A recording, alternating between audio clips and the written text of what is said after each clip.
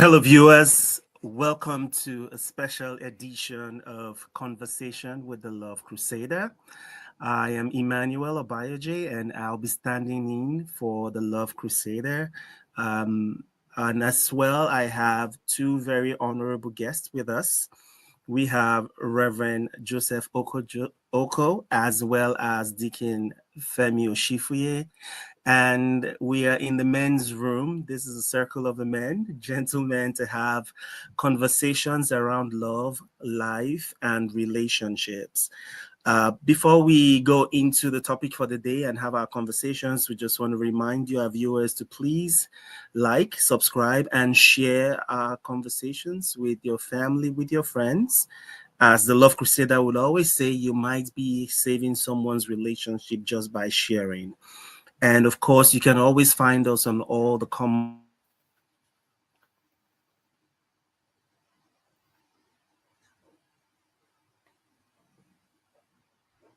as well as Deacon Femi. If you want to say hello to everyone. Hello. Hi, everyone. Nice to be here. We're looking forward to a good conversation. Oh, yes. All right.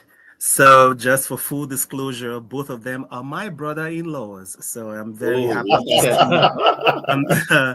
I'll be very happy to pick their brains and see how they've been doing it. Our topic today would revolve around conversations. Conversations in relationship, and we can narrow them to conversations in marriage. We want to touch on the aspect of men and talking. And the big question is, why is it that men don't talk? People have posed that question. As much as I think it is a generalization, I'd like to get your take on the topic at hand, starting with Pastor Oko on generally men and communication, and then why it is that there are so many men that struggle with communication in their marriage. Thank you so much, Emmanuel. Let me start this conversation by saying that conversation is very important. It makes for a healthy relationship. It makes for a healthy marriage. You know, it's good to be able to converse, to communicate freely with your partner and allow them know how you feel in the relationship and where things are, how things are going, and how things could be better. But like a lot of people have been asking this question, why do men not like talking? And one of the reasons why I feel that men don't like talking is, it depends on what had happened in the past. How was conversations handled before? The fallout from those conversations, how things were managed from the conversation. So it's a whole lot of things that could be a pointer to the reason why they decide to shy away from it, not wanting to talk. So the way we handle conversations, the way we took them from level 1 to 10 and all of that may have been reasons why men don't want to talk. And sometimes when the men hear we need to talk, they envisage that there's a problem. They might have been in trouble. And I remember those days, if my wife said we need to talk, I begin to search myself. I begin to search myself. Say we're going to talk tonight. Once I hear that, I will spend the rest of the day reminiscing on, have I done anything wrong? What did I say to her? Was there a text message she saw? Was there something? I begin to check myself all around to see if I have faulted. But honestly, communication, regardless of men not wanting to talk, I'm one of those people who feel that communication is important. But it's not always going to be come out bad. When your wife says, I want to talk to you, it's not because you have done something wrong or there's it might just be, how do we reposition this relationship? How do we make it become better? So I want to encourage men out there. If your wife wants to speak to you, don't shy away from having that conversation. Go ahead, have that conversation. If something is wrong, find how to fix it. And that's one thing I like about this podcast is it's here to mend It is not here to scatter, it's here to mend. So it's an opportunity for you to sit down with your partner, talk about it. Some decisions and discussions and conversations can be very hard, it can be very tough, but they are pertinent. It's important that we have them to talk about things. But so, like, to answer your question, people don't want to talk because of the way the previous discussion was handled or how things escalated, you know. That's why they don't want to talk, or they're afraid of facing the situation on ground. But for me, I will advise, no matter how difficult it is, no matter how hard, face it once and for all and sort things out. Amazing. So many points that you touched on, and that I would still come back to. I wanted to take a quick step back in my question to Uncle Femo. That's what we call him. So please bear with me. I feel I was talking with someone, I think earlier this week, and we were talking about communication and women and, you know, men. Oh, it was the last week, I think, about how, you know, what women want from a conversation is different from what men want from a conversation. So I guess my question coming to you would be, in general, and I know there will always be individual idiosyncrasies to a question like this, but generally, what is the goal of a man when he approaches a conversation with his wife, for example? I have heard women that tell me, I don't want you to do anything, I just want you to listen. So in that situation, the goal of the man, from what she has just echoed, would be just be quiet and not say anything and smile and be like, oh, really? Okay. Oh, really? Okay. Oh, really? And maybe not contribute, not provide a solution, not make a suggestion, but that may be her perspective of how the conversation should go. But from the perspective of a man, when a man is coming into a conversation and we're talking serious communications, things that revolve around the relationship, around the home, what is the goal of a man? What is his goal? What is he trying to achieve via the channel of communication? To me, like you rightly said, there might be a situation where maybe the woman might just tell someone to just keep quiet and listen. But we all know from the definition of communication that is a two-way thing. Absolutely. And if the other side is not going to respond, it's not going to be complete. We can't call that one a communication, you know. And a communication always wants to, you must have a feedback based on what the discussion. I want to believe that communication is a discussion. That's okay, say something, let me come up with an opinion. And see, a situation might be like that when in marriage, because we are all learning. There should be, or let me say, there might be a situation where the man just have to listen, digest everything, and rub it off yourself and don't talk. And if it's going to be okay with a woman, why not? That's going to be, it's fine, because you should know the weakness of your woman. You should know the weakness that comes with you responding maybe harshly or whatsoever. We're all learning. If someone face all that kind of thing, it's the man that should be there to cushion the situation, to say, okay, I give it to you. I won't talk. I won't talk. But from based on your question, I say I want to believe that the man always wants to have a peaceful home, and anything that will make it happen is what the man should go for. Yeah. If you are asked not to talk at that point in time, why talking? Why talking? You should, I mean, yeah, maybe you look for another time to say, okay, my dear, what you were saying the other time, I think this is my opinion towards it.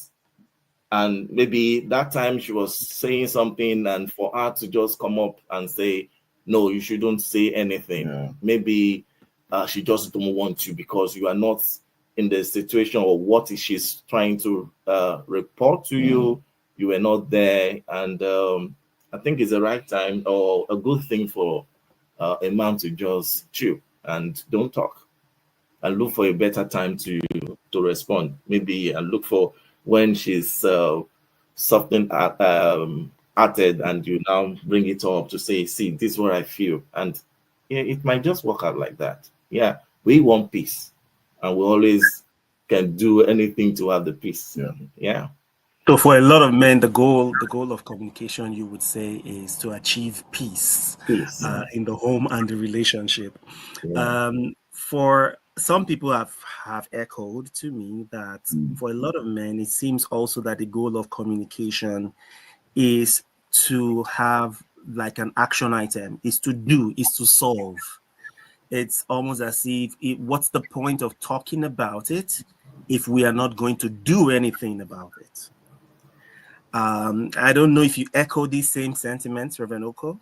If you think that for a lot of men, the approach to conversation is, why bother if we are not going to do anything about it?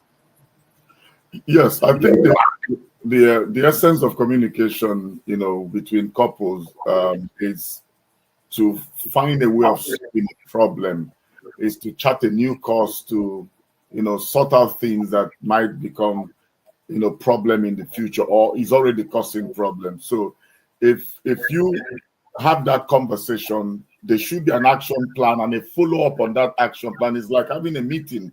You're in the, you have a meeting in the office, there are action plans. The essence of the action plan is to sort them out. They're not just there for documentary, purposes. So also in marriages, when you have those conversations, they're not just there to suit someone while you're creating peace. You need to deal with the things that are causing the problem, because there are things that cause the problem. There are things that are not creating for a healthy environment. You need to deal with them. If it is that you're not communicating enough, you need to do more to talking and saying how you feel. If it is financial issues, you need to sort them out. The reality is that if you don't deal with those action points, they are going to come back. You're going to come back to have more conversations or not even having communications at all. So it's important. There is, those action points are dealt with. The thing is that I've heard, couples say, we have been talking and talking, nothing is working. That's where the problem is. It's not just in the communication. It's in the fact that you keep talking, you keep coming back to the round table, but you're not following up on the conversation. You're not following up with the action points that were agreed, that cost for peace to come. Because what the woman wants is not just to talk. She wants action. She just don't want you to keep talking and talking. It's like you come today and you say to the woman, I am sorry. She said, okay, I forgive you. Tomorrow you come again and say, I'm sorry. She forgive you. By the time you're coming the third time, there have not been an action to deal with what is causing you to feel sorry all the time. So until when you begin to deal with this your sorry state and make sure you don't have to go back to being I'm sorry, you will not, there will be no peace.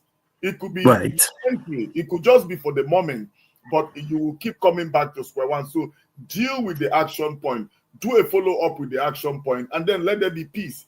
You can have sustained peace. I want to use that word. Peace can be sustained when there is action. It's like you promising a woman, I will do this for you, I will do this for you, year in, year out, and there is nothing you have done of all the promises you've made. So women want, to have a conversation, but they also want to see a follow-up action from the conversation they've had with you. Awesome. Okay, so that brings me to the next item on my mind in terms of this issue around men and talking. So suppose, because in the course of discussing, Uncle Femo touched on peace, how it is very important to men in marriage to have peace. Suppose, like you also touched on, Reverend Oko, that if things haven't gone well in the past, they have the tendency to impact communication and explain why maybe some men do not feel the need anymore to talk. So let's say we're dealing with a situation where historically, whenever there have been the let's talk about it moment, unintended, both the man and the woman have descended into arguments and quarreling, and may we even say fighting. And then post that conversation, a man thinks about, okay, if we didn't have this conversation in the first place, if I didn't even engage, we would not have had this quarrel, this fight, all these would not have happened. And then he begins to develop an outer shell of, all right, if I don't talk, there'll be nothing for you to say I said or didn't say for us to fight about.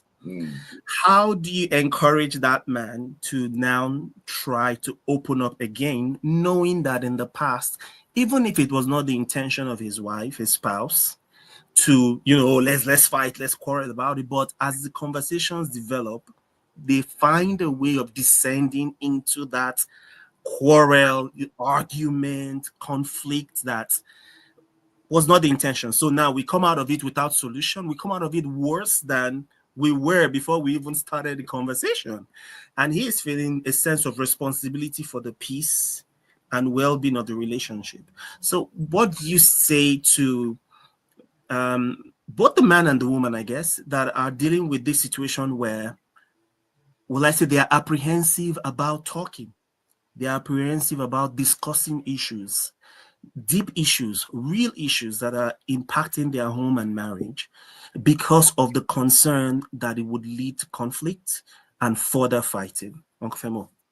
And after that, Pastor Oko, please. Okay. Thank you for that question. And we all know that it's men must talk, right? I'm not really saying maybe we shouldn't even talk at all. And situation is always like this. Men looks at the inner mind, inside of the women, not the outside. When communication comes, when there is an issue that needs to be talked about, a man should always have that at the point of discussion to say, if I say something, how we should take it. You understand? Sometimes women or a woman might be smiling and be like, okay, I think this discussion is, but if it's going to be a kind of point that you feel that it can throw her off balance, or that can trigger something from her, we have to be very careful. You can postpone it to some other time. So this thing is just all about wisdom. Yeah, we pray that this God will be giving us more wisdom. The same women will also tell you don't talk. I want you to talk. You should be, it should be all Adam saying make decision and all that. And if you now say, okay, let's make the decision, she might not be even available to say, because when you want to make decision in a family, they said it takes two to tango. Right. And the same spouses will tell you that you are the head of the family, make this decision. And before you can make that kind of decision, you have to come together to say, okay, let's rub minds together.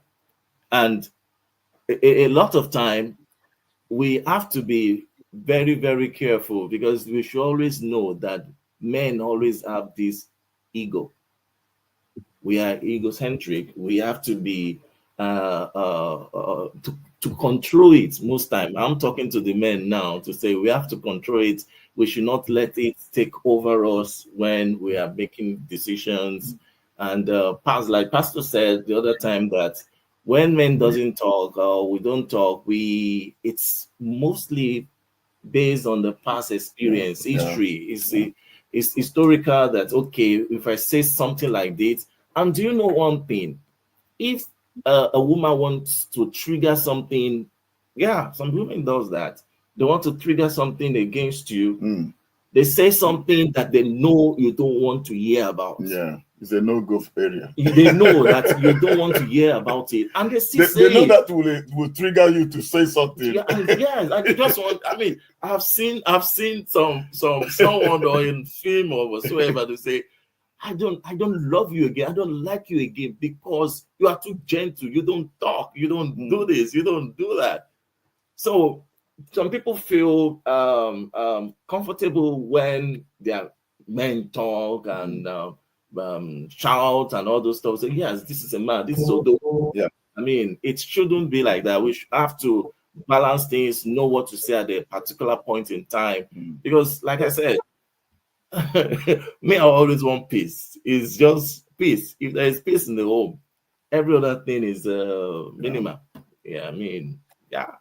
Okay. So, Reverend Oko, Yes. we've been burned several times. What do we do now? How do we deal with the waters under the bridge for us to try again? Emmanuel, listen, the fact that we've been burned several times and when we talk, issues come up should not hinder us from talking. Listen, okay. It's even worse when you don't talk about it. I tell you something. Years ago, I didn't want to talk. I don't want to have conversations. I just don't want to have conversations. But now I want to have conversations because I realize that sometimes we shout about it, we argue about it, but in the end, you chart a new course from discussing, from knowing how your partner feels. Sometimes I don't feel great about what my partner is doing. But if they speak to me or I speak to them, no matter how hard the conversation might be, like I've said to you, there is a point you will pick in all of those things we're talking about. There's something that is hurting your partner. There's something that is making her feel the way she's feeling. And if you can only listen to that conversation, you will make sense out of the nonsense that she's talking about if you feel so. So it's imperative that we have those conversations. Look, I'm one of those people that if you had asked me maybe like 6 years ago to go for counseling, in relationship matters, I will tell you I will not do that. If you tell me, oh, I want to talk to this about this relationship, I will say, don't you dare it. But now I want to be able to talk. Nobody has the custodian of knowledge. We want to learn. I know that what works for B might not work for A, might not work for C, but there is something you will pick that has worked for them that might work for you. Discussion, there are very terrible, hard discussions. You need to have them. No matter how much you've been burnt, have those conversations. No matter how difficult, have them. But what you need to do is understand that there's a goal. What you want to achieve, like Deacon has been talking about, we want to achieve peace. We want to have a good home. We want to have a good marriage. We want to sustain the love, the trust, and the fidelity that has been in that relationship. We want to uphold it. And the only way you can do this is by talking. You can't run away from talking. You can't do it by sign language. Okay? You can't do it. Even if you choose to do it by sign language, you're still communicating something to your partner. If you do it by writing, it is still a form of communication. Yeah. So there must be that communication. It is tough, Amy. I'm telling you this for free. It is tough. But those tough communications will bring you good results. They will bring you peace, like we're establishing tonight. It is hard, take it from me, but you need to have them. There are certain decisions and discussions that you need to take from the place of a difficult conversation. The partner might be angry, but go about it with the mind that I want peace. The approach, Amy, also matters. What are you approaching that conversation with anger, with bitterness, with animosity? If you don't check around you the essence of this communication, why am I going into this communication? Do I want to have it because I want to achieve peace, or I want to scatter the table? It depends on what you are bringing to the table. How are you going to that conversation? If you go with anger, there's nothing. You can't get anything out of it. But also, Deacon said something that is very pertinent. You need to know your partner. There are certain things you should not say. When you want to say the truth, you should use words that are not hurtful. Understand it. Once you use hurtful words, I have my partner understand what works for me. You need to know your partner. There are certain things you say, and the discussion is off the table.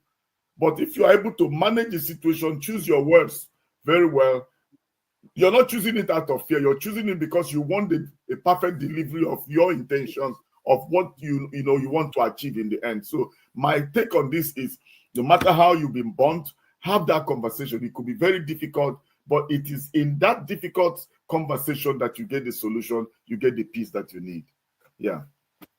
So it would seem as though you're an advocate for counseling, Reverend Oko. Oh yes, Um, yes, 100%. it seems, and 100%, 100%. Amy, I tell you, I just said to you that years ago, if you say go for counseling, I will not. In fact, I will make trouble out of it. We will so not go anywhere. But now, I advocate that men should go to see a counselor and speak, because there are certain things that, like we're talking about now, those difficult conversations. If you have them, just the two of you, it's going to snowball into something else. But if you have a third person who is arbitrating between the two of you, who is listening to the two of you, then you are able to pour out your mind. The things that ordinarily would have caused problem if it's just the two of you, the other partner is mindful of the fact that there's a third person in the midst, and then you're able to pour out your heart. And then somebody listens to you who's an expert in that field and will guide you. So for me, and for every man who is listening out there, go for counseling. There's nothing bad about talking to an expert about your marriage and finding a solution. And why are you going to see an expert? You want the relationship to be lasting. You want peace. You want love to return. You want, to go to that place where you want to be.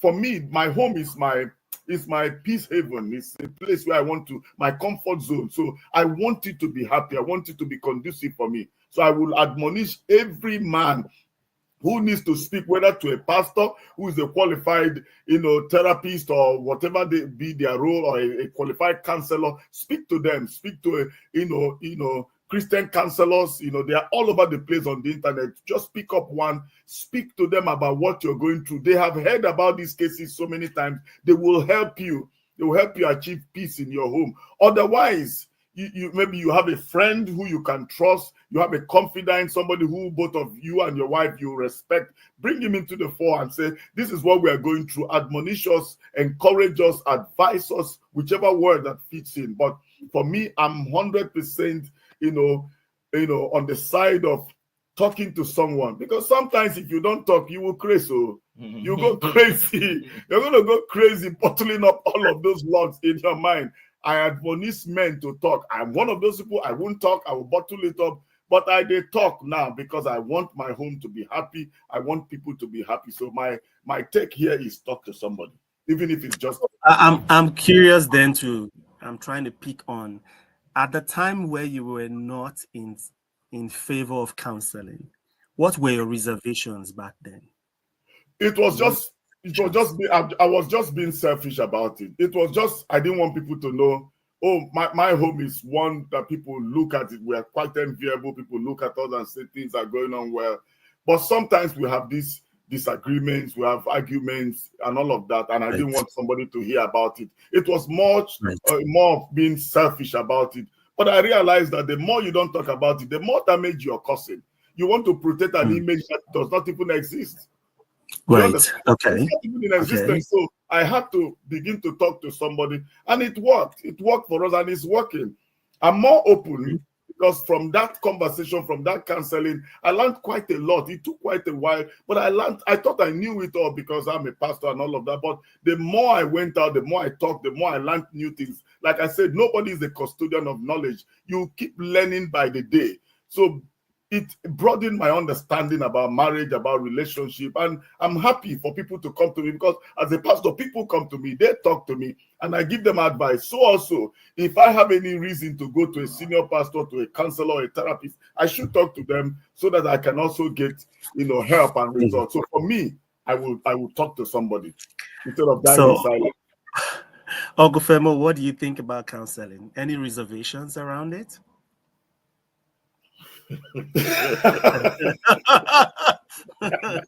Okay, good. I'm happy to hear it. please go ahead. If you have I like that laugh. Okay.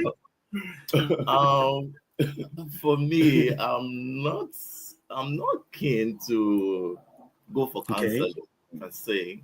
Okay. Because what's like pastor is just giving advantages of one going to a counselor. I think that's what I'm just trying to hear now, because I'm just being skeptical about people someone is about to go and talk to, how the person is going to manage it. That over the years we've been trying to manage it within ourselves. Yeah. What kind of advice is the counselor going to be giving? Would the counselor know our basis? Though we will talk, right? And based on experience, counselor will know. It's just like you going to a doctor, and the doctor will have to assess you, ask you questions. He's not just going to touch you. He can't know anything without you telling him your history. So based on experience, on people that the doctor has treated, and he will now form opinion about it, to say I think this is what you guys should do. We have done it before, right? So I just feel like, okay, marriage is like 1 year, 2 years, 3 years, 4 years, which is okay.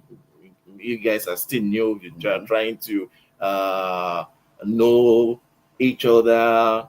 10 years, okay. I just felt like marriage that is up to 20 years, you're a counselor. We don't need counselor. We've gone a long way, and 20 years. So, but yes, I want to resonate with what Pastor said. That is a great thing, but we have to do it maturely. Both parties that are going there have to also be aware to say, if the counselor is advising in any way that is different from what we believe in, we should guard ourselves also to say, though we want to open ourselves to something, to this counselor or a professional, but notwithstanding, we need to know. And at the back of our mind, we need to know that why are we going to the counselor? Why? Is it to go and find a total settlement, go apart, or we are going there to say we are looking for a solution, a lasting solution? And it is that, so we will definitely know from the onset to say, okay, fine, this is what we are working at. And mature minds, as that goes to the professional, we now consider that even if the person is going above the board, we will try to caution ourselves. So I would say it's something I can welcome, but I pray that I won't need,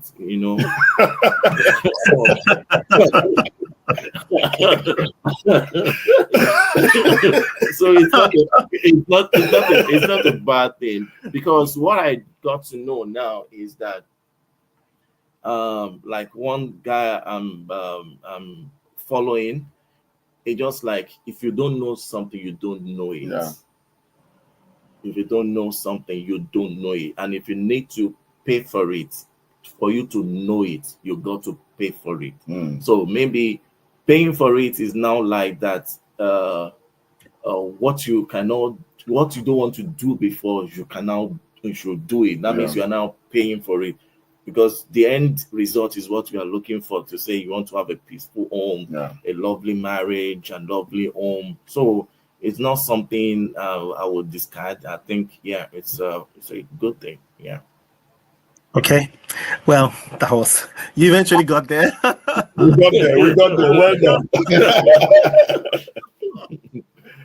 And like yourself, I'm pretty sure there are many listeners out there that have skepticism around the value of counseling, and putting your issues out there, is that vulnerability with someone that sometimes you really don't know that well. You may just know from their bio that this is a Christian counselor and the person's trustworthy, or they've counseled other people in the past, but you still don't know how much you can be vulnerable with that person. But I'm pretty sure, based on the experiences of those who have gone through counseling, and I have been through counseling as well, it has a lot to do, yes, with the counselor, but your original purpose for going in, like you mentioned. If we keep the purpose in front of us, oftentimes through the help of God, we're able to achieve that oneness that we're trying to get to happen through the communication. And I would also add that counseling is not only for when there are issues. Having someone to walk beside you, to keep improving, to keep getting better, to keep learning, like we said in the beginning, is still essential to healthy relationships. So let's touch on some questions that I've received here. So there is a question around the mental health of men and talking and communication. It is biologically or genetically clear that there are more men that suffer from hypertension, high blood pressure than women. Of course, we have biological reasons for that. But one of the socio-economic reasons is that men tend to just internalize their problems without discussing them, not even with their partners. So let's talk about mental health, anxiety, stress, depression. I know of somebody, a man. He had a kid. He has his wife, and without anyone knowing, he goes into his room, pulls out his gun, and shoots himself. Kills himself, and the wife doesn't know till date the real reason why that happened. And there are many stories like that maybe we've heard of or know about, where people eventually do things and we're wondering what was really going on in that person's life that led them to the point where they made such a drastic decision. So what do we think the contribution is in terms of the mental health of men? What does this talking about the issues, discussing, sharing, the problems, finding solutions, all of the things we've discussed here, going for counseling, when there is need for going for therapy, how does that impact the mental health of men, generally speaking? Reverend Oko. This is a large topic. It's just like another topic for another topic that could be discussed on its own. Health, the mental health of men. Now, there are a lot of factors that have affected men's mental health, and has by extension affected the family as well. And you did mention the social economic situation. The pressure on men financially, especially in this time, is colossal, is huge. I have a couple of friends and I speak to them, and it's almost the same thing.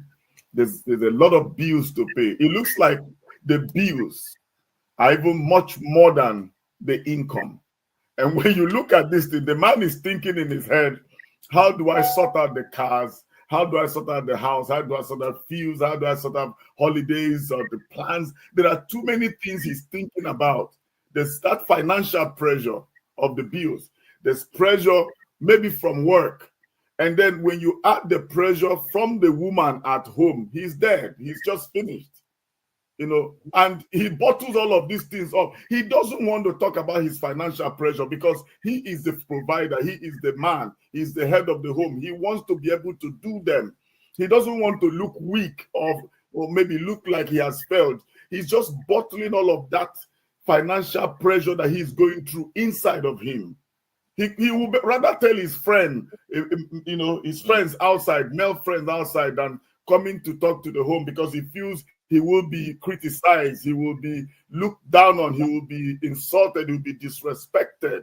And this is what happens in most of these cases when these men are unable to meet up their financial obligations, and they become people, who are, treated less than men, because they are not able to meet up. So because the man doesn't want to be seen in that light, he's hiding all the financial troubles he has, And then if he comes back home to meet a troublesome woman, God forbid, God is not going to give us such, you have already finished that man. He's not able to take that pressure, the one he got from work, the one he's dealing with financially, and the one at home. With that, he's done. He might not, be able to take it anymore. So the reason why the men's mental health is going down, there's anxiety, there's depression, is because of financial pressure. It's because of work pressure. It's because of marital troubles and troubles that they are going through in their homes. So I want to still come back to advise men, talk to somebody. If you can talk to somebody, tell them about those financial problems, all those work-related issues, the problem at home. it's almost 50% solved when you talk about these things. But to tell you the truth, a lot of men are going into deep depression every single day because of the pressures that they are getting. It could be financial, like we've mentioned. It could be work related. It could be just anything. It could be pressure from family back home or anywhere else. So it is really a big issue that we need to deal with. And one of the ways you can deal with financial pressure is to do proper financial management. Make sure that whatever plans that you're making, you plan it within your income. There should be certain expenditures, that you use for bills. There should be some for savings for the, for days where you're not able to meet up. You can take from your savings. If you don't have proper financial management, then these problems might come. At times, people have this proper financial management, but then they have problems with jobs and all of that. We can understand that, but make sure that you do proper planning. Don't plan. There are people who plan to say, oh, tomorrow I'm going to get so and so this, and you plan, you forecast for what has not even come in. What happens if that money doesn't come in or that business doesn't go through? You understand? That puts you in a very, very bad place. So I will advise men to plan your finances well and try to solve problems at work. Don't bring problems at work back home. It has a way of finishing any person. You understand? And if you have problems with your marriage, solve them quickly. Because if you bottle all of these things together and you're not talking to anybody, you will just go bonkers. So I want to beg everyone out there who is listening to us to try what they can to speak to someone, like we are trying to emphasize. Instead of killing yourself, talk to somebody. It could even be that your partner. I would prefer that my partner criticizes me than somebody outside. Yeah. You understand? So talk to her. She might understand. She might take a minute to shout and scream. But if it's somebody that truly loves you, she's thinking, how can I help you? What can I do for you? I know you have made a foolish decision. You've made an unwise decision, but how can I help you? Where can I come in? You understand? If you have a responsible wife, a responsible partner, that should be the take. So I want to plead with men, instead of going into depression and anxiety and committing suicide, talk to your partner, talk to a counselor, talk to a friend, talk to somebody that might help you instead of going into depression.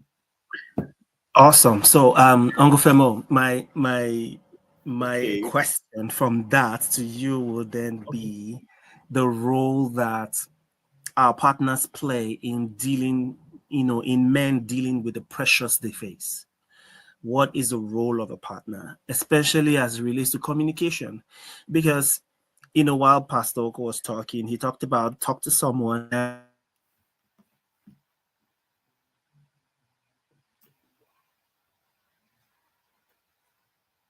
challenges that they are facing, the pressures they are dealing with, discussing it with their partners for the sake of, like he mentioned, feeling like it would descend to disrespect, dishonor, being looked down on, being regarded as weak. These things are real for a lot of men, and I know a lot of men may not understand what is this whole thing about disrespect or looking weak, or what are you talking about? But they are real, and they mean a lot to men. However, in this sphere of talking about the importance of discussion and communication, isn't it still imperative that a man would find a way to discuss those pressures and be vulnerable with, his partner? Should that be the case, or should it be a case of then looking for somebody else to talk to in the bid to still retain respect, unquote, in the eyes of, his partner and his family members? What's your take on that? Okay, because we lost you for some seconds. I just want to believe that you were saying that in a situation, what will still be the solution, the role from any other, the spouse, and from either side. Yeah. In terms of communication, when it relates to the pressures that the man is feeling, like Pastor Oko talked about, the financial pressure being a big one. So how do you discuss that financial pressure with your spouse or with your partner? Yeah, because it's both sides, right? Both the women or the men have to be open-minded. You have to open yourself, be transparent, even in the way any amount of money that is coming in should also be well spelled out that this is amount that is coming in, so that the men will not have pressure. Yeah. Because if you have already extra out what you are earning or what is coming in, the woman will not demand more than what you're earning. For example, maybe in consideration of what you have, you know. So, but we are always saying that, but it's not that easy. It's not as easy as that, because in the real sense, there are some commitments that the men also, maybe in extended family side of it, that there are some stuff, commitment that he doesn't want to even let the wife know about, you know, which is not also good. That's You need to be need to be open, be transparent enough so that you carry her along. And in terms of financial issues, it's something that can easily be solved if there is understanding. It's something that can easily be solved. But I want to talk about respect also, which is something that we both need to respect ourselves. Yeah. Women and men, we need to respect our spouses very, very well, because by this, you shouldn't. Respect is something that you earn, because if you give it, you will get it. And I always feel like, okay, if I can respect you and you don't respect me, there might be a fracas, you know. That's another thing that we should be aware of. And women should always be ready. The Bible have said it also, to be helpmates, to support, to ask questions, to say, my husband, they should not be tired. They shouldn't be tired of asking. They should always like, okay, I know you are worried. I know that things are not going the way you plan things, but we can do this together. Those are the things, kind words that ought to be coming. And before you know it, when the man feels that, okay, my openness to you will not really take you off board, he will start talking. You know, he will now start talking and be expressing himself. But if it's something that when the man talks now, and you know, the next thing the woman will do, go back to your shell. You are now thinking about it so deep, and he can see it. He can see your heart, that you are not so happy, even the way I flop in some other things, and you are angry. He will not come back to tell you more. He will not. But we should find a way on how to accept what our husbands are telling us, and let's be supportive. I will always say that let's be supportive, even in the dreams of both sides, both parties. Not, it shouldn't be one-sided. Open up and always say, okay, fine, where can I help?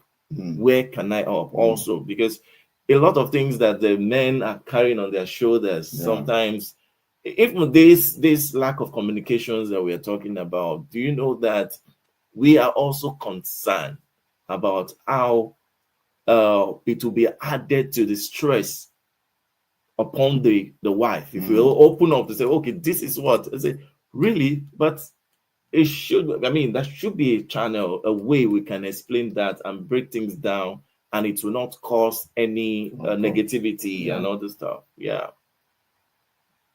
Okay. Well, thank you for all those suggestions, and I do hope that our viewers are taking note of all these pointers and tips and tricks and suggestions. You know, for the sake of our time, I'm going to take the last question that I have, and this is a big one. How do we communicate without conflict? How do we communicate without descending into conflict? The goal, like Pastor Reverend Oko talked about, we want oneness, we want unity, We want to foster love. We want to foster goodness, a peaceful home.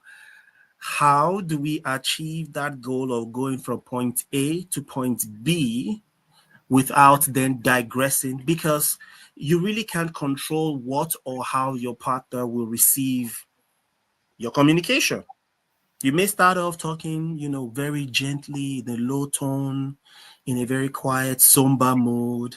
And then, like you mentioned, your partner already knows those trigger words and or those triggers, and they pull the trigger. They may not really feel like pulling it. It may just be because of whatever there's going on in their own heart. They just pull that trigger.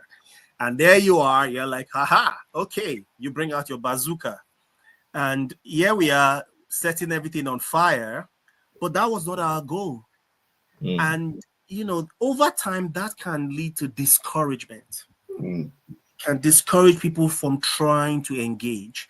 So how, if it is possible, first of all, for us to communicate, to discuss without conflict, and if there are tips and tricks or ways that our viewers things that we can incorporate into our relationships that will help us achieve that. Because I know that if not everyone, for most people listening to us, they want to speak with their significant other. They want to have that cordial, fluent communication.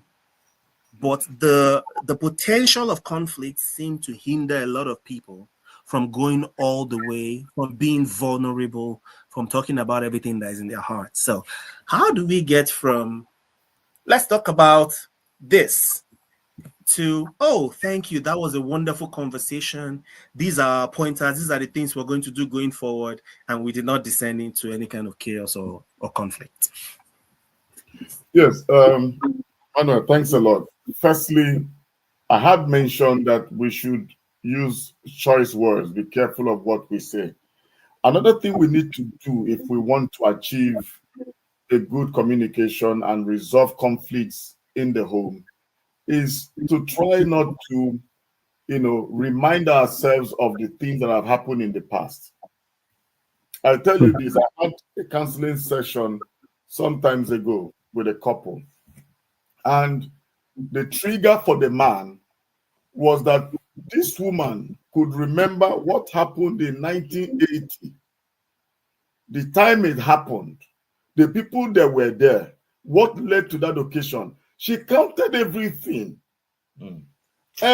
But you cannot remember any other thing that is good apart from the bad the man had done. Yeah. You understand what I'm saying? So if you will continue to only recount and remind the man of how bad he had been, the evil he had done, the bad he had done, then you're not looking for peace. We should not take ourselves back. We are looking for the way forward. You could say, I know that many water that pass under the bridge, they've been, shortfalls and shortcomings. I'm not going back to them. But I want us to chart a new course.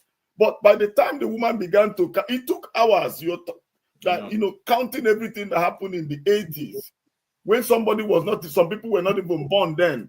How do you want to create peace? How do you want peace to exist in that family? I think people should come to that table of that conversation or that discussion with a mindset that we want peace without having to remind ourselves of where we have erred, what we have done wrong.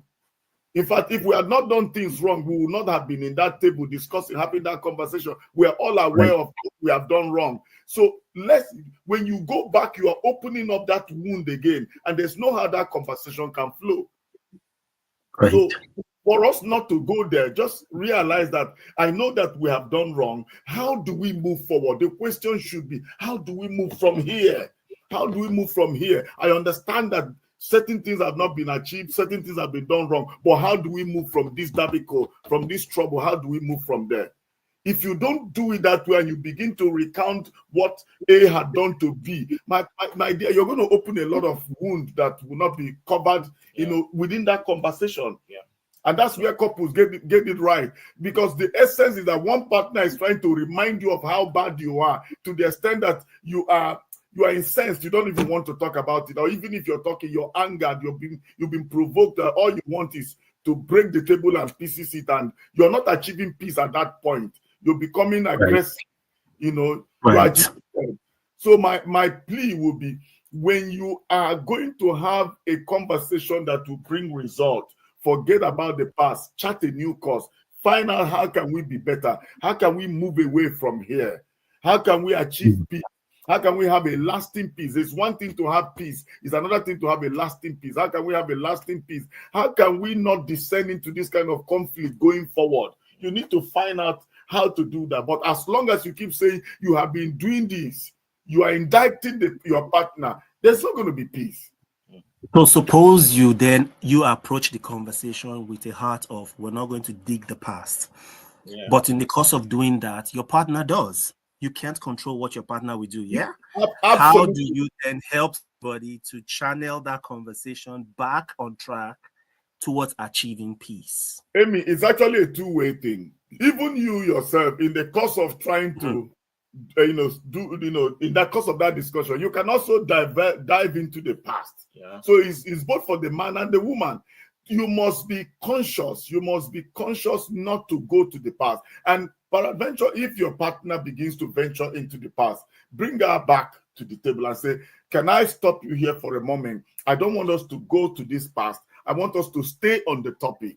I want us to stay focused. What is the focus? The focus is, how do we move from this problem to achieving peace? We don't want to recount what has happened in the past. The past is past.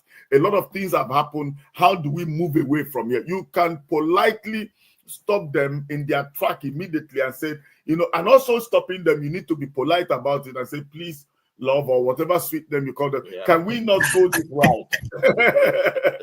Can we not go this route? Yeah. Let's stay on the topic, and try to achieve peace, because if we continue to go to the past, let me tell you, it's a two-way thing. Both partners have hurt themselves, whether you like it or not, one way or the other. And the moment you remind me of what I have done in the past, I'm definitely going to remind you of what you have done in the past as well.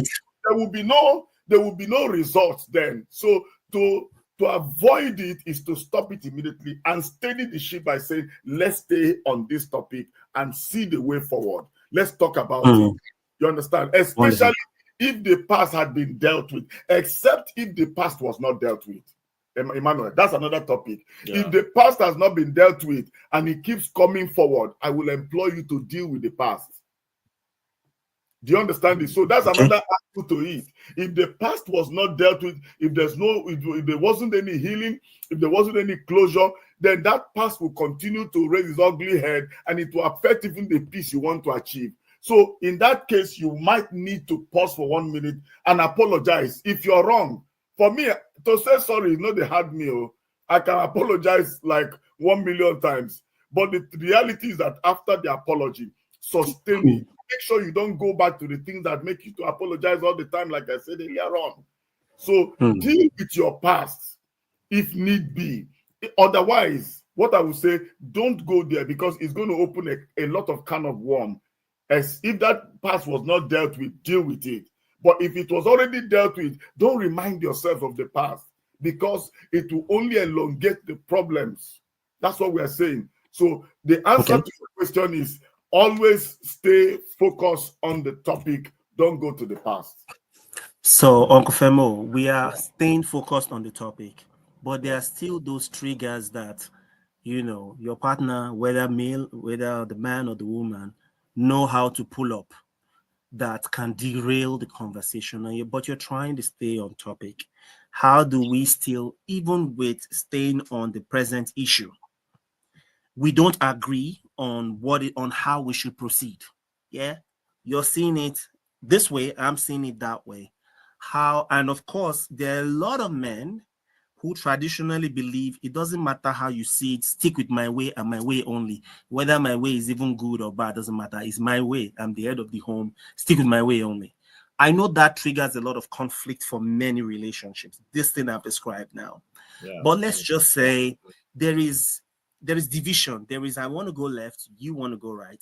How do we, within the same topic now, avoid that conflict that comes from our differences and still find some kind of compromise or common ground in still trying to achieve our common goal in that communication?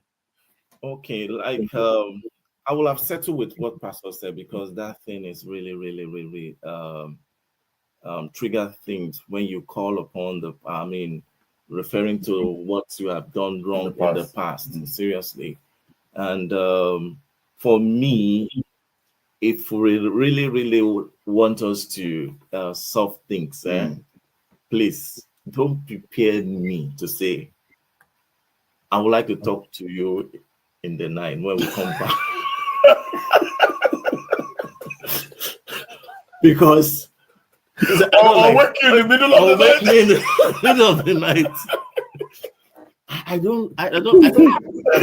don't know for other men. Maybe because that can trigger something.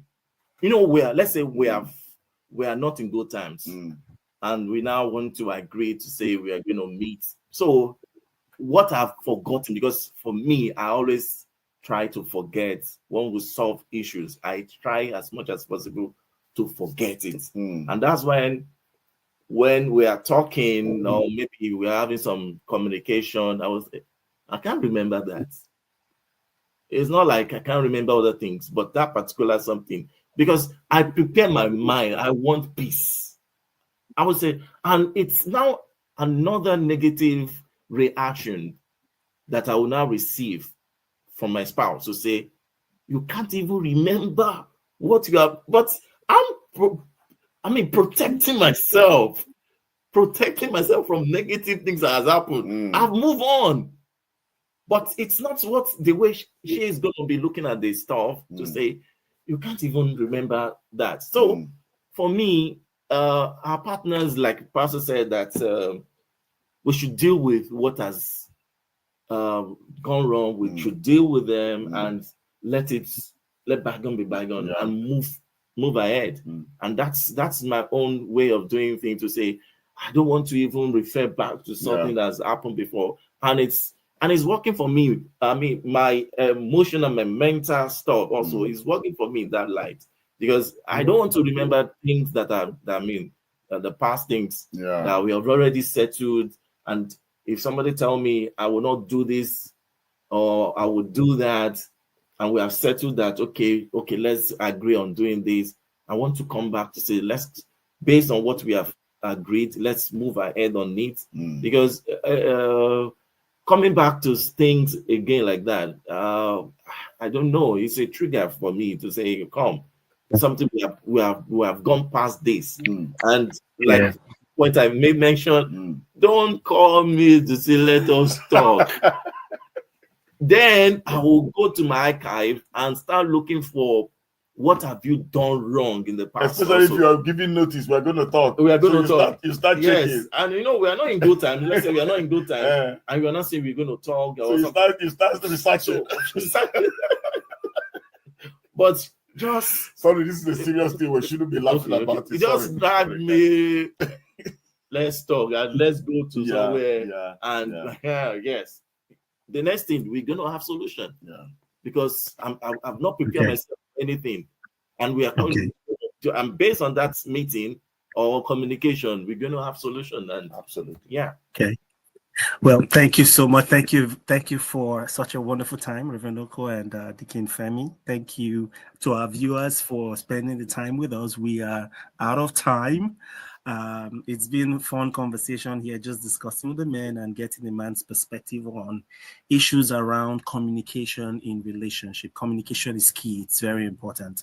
Again, viewers, we would encourage you to please subscribe. If you haven't, please share, like our platform. You can always connect with us on the different social media.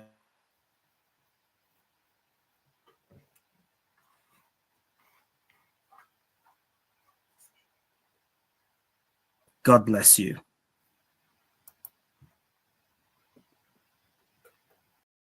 Thank you for watching today's video. We appreciate you. Kindly remember to subscribe and share so you can get notification every time we post new videos. Our promise is to ensure that you flourish in love, in life, and in your relationships. See you next week.